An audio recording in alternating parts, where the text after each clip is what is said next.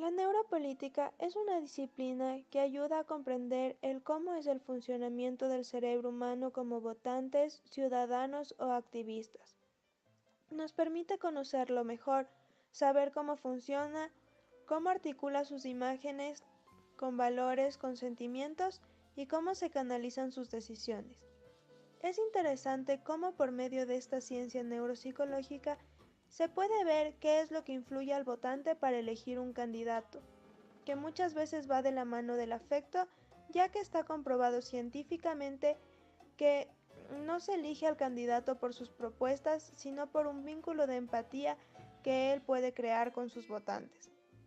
Se cree también que en la neuropolítica influyen las neuronas espejo, ya que éstas muestran que los mecanismos neuronales revelan que los humanos estamos cableados para la empatía, con lo que la moralidad tendría así sus raíces en la biología.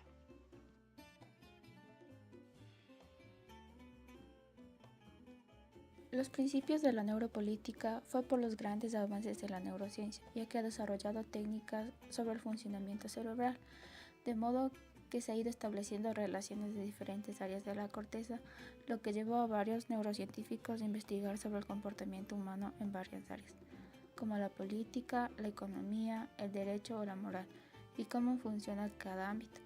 En este sentido, han aparecido nuevas disciplinas dedicadas al estudio de las bases cerebrales y qué hay en cada una de esas esferas.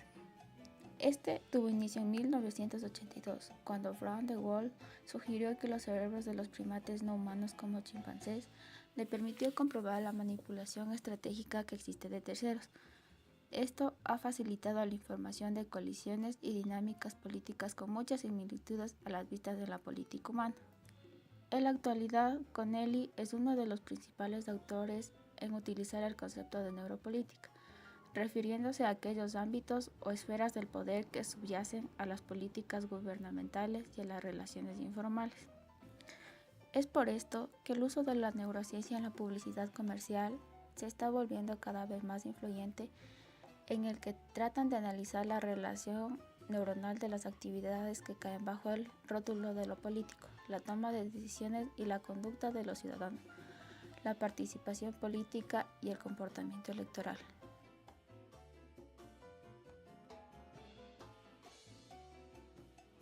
Con todo lo mencionado hasta ahora de la neuropolítica, hay que preguntarse qué tan lejos están dispuestos a llegar. Para poner un ejemplo, en la década de los 60, el gobierno estadounidense promovió muchos proyectos para controlar de manera neuropsicológica a su población. Uno de los más conocidos es el MK Ultra. Sin embargo, hay otro mucho más simple que prueba este punto. A la medianoche, en las cadenas televisivas se pasaba el himno nacional estadounidense, subtitulado al inglés. Our national anthem.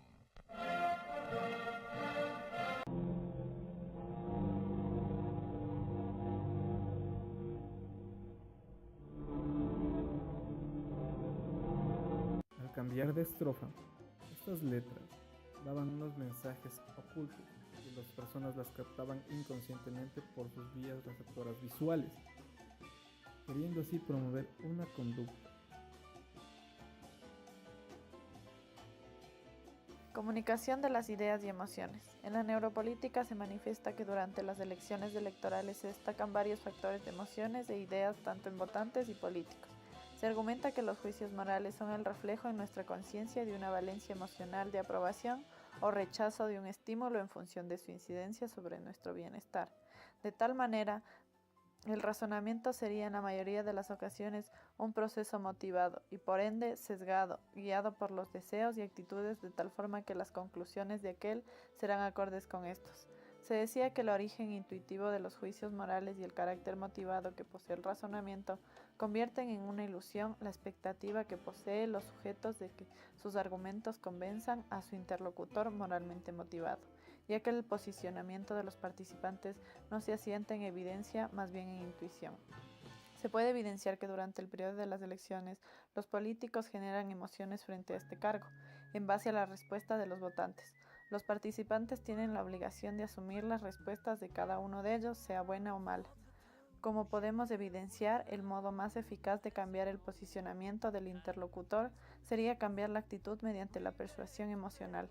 En este caso, los recursos más eficaces serán las metáforas y otros elementos retóricos debido a la capacidad para la activación de fuentes inconscientes de la cognición humana, ya que los contenidos mentales no son neutrales y mucho menos compartidos por todos los sujetos. Se dice que una de las consecuencias de estos sentimientos es la polarización del diálogo.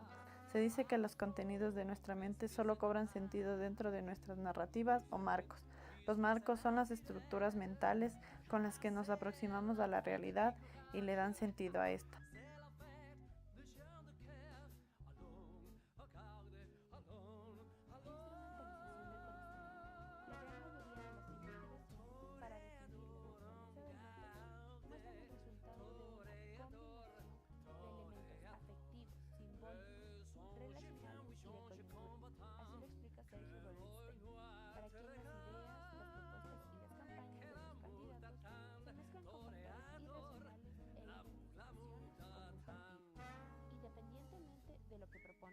En tanto, para Jacob, el argentino vota a quien le da esperanza de estar mejor. El problema es que son distintos el lugar de partida y el destino de cada uno. Sin embargo, alguna precisión se puede tener. La neurociencia ha enseñado contrariamente a lo que se creía, que la gente toma decisiones en forma más emocional que racional. Toma decisión con el sistema emocional y luego lo justifica con lo racional. Se vota con la idea de que el candidato te va a llevar a un lado, después aparece la información, explica Jacob. Advierte que el gran problema del candidato es que tiene que proponer que hará cosas que no sabe cómo va a hacer porque no sabe qué está agarrando. Por eso, la campaña política se reduce a plantear: si yo conduzco el barco, vamos a ir bien. Si lo maneja otro, va a ir mal. Después, se llena el contenido. Lo importante es lograr la confianza del electorado. Por otra parte, la comunicación política está prestando atención cada día más a las estrategias que se derivan de la incorporación de la neurociencia en la planificación y diseño de propuestas y campañas políticas. Se produce un desplazamiento muy significativo, mientras que en la demoscopía tradicional encuestas focus group se ofrece una imagen fija de lo que dice la gente que piensa.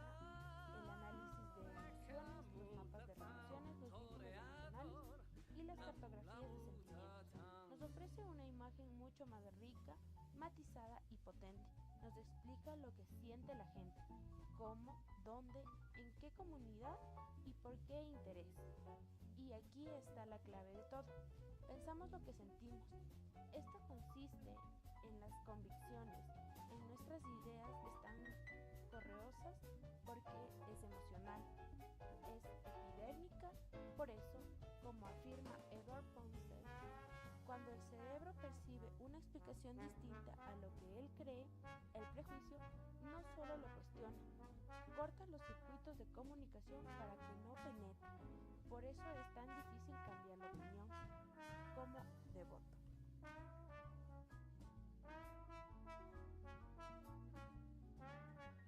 La neuropolítica se construye a partir de evidencia empírica y experimental. Se la ve a través de la meta, influyendo en los actos de quien se conoce a sí mismo, cuando en el espacio donde se produce la conexión entre las ideas y las emociones. La neuropolítica aparece como un medio más para un fin, de manera que el cambio que podría esperarse en el espacio político es la obtención de resultados más precisos y, en consecuencia, el aumento de la competitividad en el mismo ámbito, lo que podría derivar de la condensación política y un debilitamiento progresivo de los partidos como instituciones rígidas y tradicionales y de programas políticos de largo alcance. Todo esto siendo fenómenos, aquellos que, aceptados por la sociedad como propios de lo que es, construye, genera y proyecta a partir de su historia y las condiciones que la particularizan. Se legitiman como parte de la política la comunicación de una nueva etapa en el conocimiento y comprensión de las ideas y las emociones como fuentes sustanciales de la transformación social.